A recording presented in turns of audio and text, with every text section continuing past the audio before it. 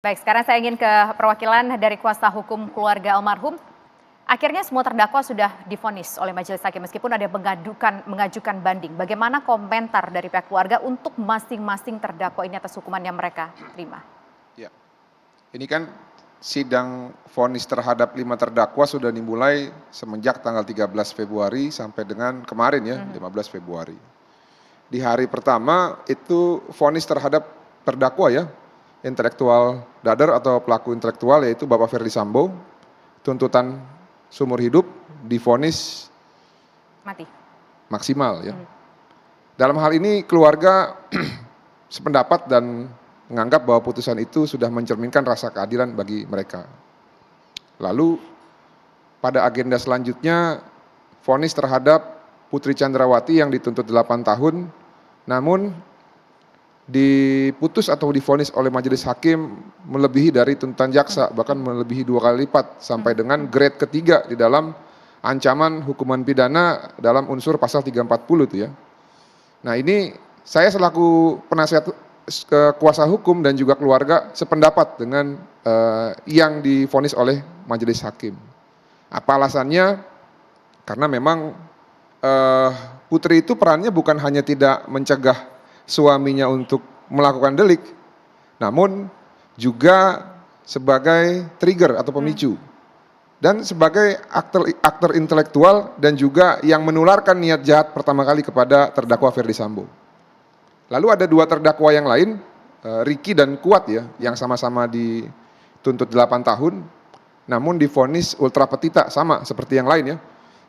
Yang satu 15 tahun Kuat Ma'ruf dan Ricky Rizal 13. Nah ini saya dan keluarga juga sependapat. Kenapa? Karena memang pembunuhan berencana itu hukumannya ataupun tindak pidana yang serius Mbak Tisa. Karena apapun itu membunuh orang secara sengaja dan juga berencana itu bukan hak manusia. Dalam konteks apapun. Nah saya takut kalau cuma dihukum 8 tahun itu akan menjadi presiden buruk ke depan. Oleh karena itu yang diberikan oleh majelis hakim kepada keluarga sudah sangat mencerminkan rasa keadilan. Lalu yang terakhir untuk Richard ya. Richard ini kan banyak pembahasan ya. Khususnya terhadap orang-orang yang masih belum memahami ya. Dan mungkin belum pernah membaca surat dakwaan jaksa.